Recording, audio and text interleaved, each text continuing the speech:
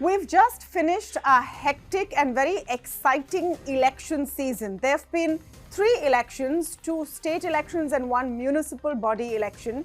And it's time to take stock of the national implications of this round of frenzied politicking and elections. So let's begin with what we're talking about. We've had election results in 2 states, Himachal Pradesh and Gujarat, and of course, the results for the MCD elections in Delhi, that's the municipal corporation. If I look at it this way, then for the BJP, the Aam Party and the Congress, it's a win each. Think of it as one of those competitions where everyone gets a prize.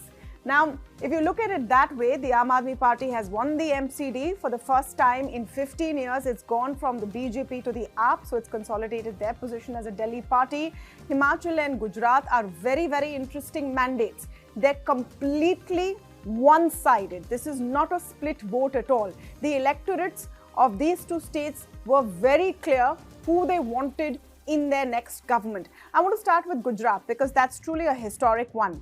There was no surprise that the BJP has won, widely expected. They've run the state for 27 years and they were expected to return a mandate. But the highest mandate ever in Gujarat is what we have seen. And one of the reasons is, of course, the Aam Party's foray into Gujarat. The Aam Party has not done as well as they thought they would or expected to, but there's no denying the fact that they've gone from a 0% vote share to a 12% vote share. So they've definitely joined the party in Gujarat, so to speak. They've registered their presence. So that is one big takeaway as far as Gujarat is concerned. The Congress ever sliding in Gujarat, and it shows that where there is space for opposition being ceded by the Congress, it's ripe for the picking. The Aam Party is raring to occupy that space. Himachal Pradesh was supposed to be a trickier one. Remember, most polls predicted that it would be very, very close between the BJP and the Congress. This is a state which changes its government every 5 years and has been alternating between the BJP and the Congress for decades now. So the polls were right in the sense the vote share between the BJP and the Congress is very, very close. There's a minuscule difference. But as far as the seats are concerned, the Congress is clearly in the lead and will be forming the government in Himachal Pradesh unless they have some defections.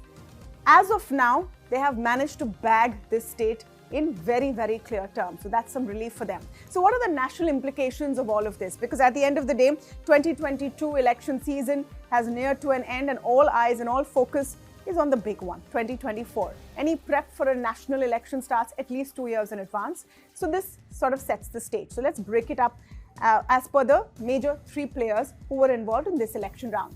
As far as the BJP is concerned, it becomes clear that the BJP's hold on Gujarat is even more strengthened. What has perhaps worked for them is that they changed chief ministers in Gujarat. They changed ministers in Gujarat when they sensed they were becoming unpopular during the last term.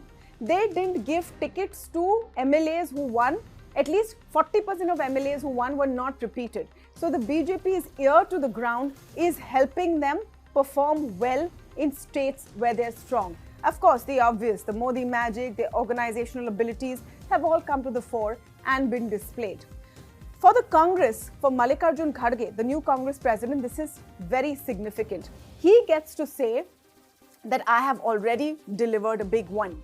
For the Congress party, that's important. They've had a very poor streak as far as electoral wins are concerned, and at the end of the day, that's how you track a party and how you judge them. They have to win elections, otherwise what's the point? So he at least has this one big win to his name pretty soon after taking charge.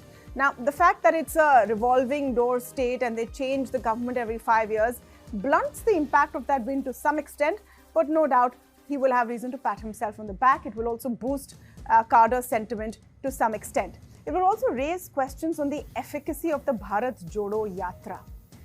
Do you really need the Gandhis to really pitch in will be the question. We had one set of rallies by Priyanka Gandhi in Himachal, but for the most part of it, it was left to the local organization. It seems to have worked for them. That was the same case in Gujarat, but of course, results there were dismal. What it also shows is that when it's a three-cornered fight with the BJP, the Aam Party and the Congress is likely to lose the most, and that split in opposition vote is likely to help BJP the most. That also explains their amazing turn in the state of Gujarat. Let's see what all of this means for the Aam Aadmi Party, who some people believe get more attention than they deserve. Well, for one thing, after the Gujarat result, they technically become a national party because you have to have more than a 6% vote share in at least 4 states to be a national party. With the result in Gujarat, they tick off this box and technically become a national party. But the perception game is more important because Arvind Kejriwal has wanted to position himself as the only one who can take on Prime Minister Modi. His party is the only one that can take on the BJP. And that's why they focused so much attention on Gujarat. Well, that has hit a wall because while they have got 6-7 seats, the fact is they haven't made as much a dent as they claimed to. And their chief ministerial candidate, Isudan Gadvi, also lost his seat. So a lot more to do there. Another lesson for the Aam Aadmi Party is that they're not yet in a position to fight multiple battles simultaneously. What I mean by this is they had to focus on the MCD, Delhi, local, important for them. They had a choice between focusing on Gujarat and Himachal. They placed their bets on Gujarat and hence they're very, very dismal showing in Himachal, though it's an initial sort of push in Himachal. So that is one big lesson for the Aam Aadmi Party, that they're raring to go, they're growing fast, but they're not there yet.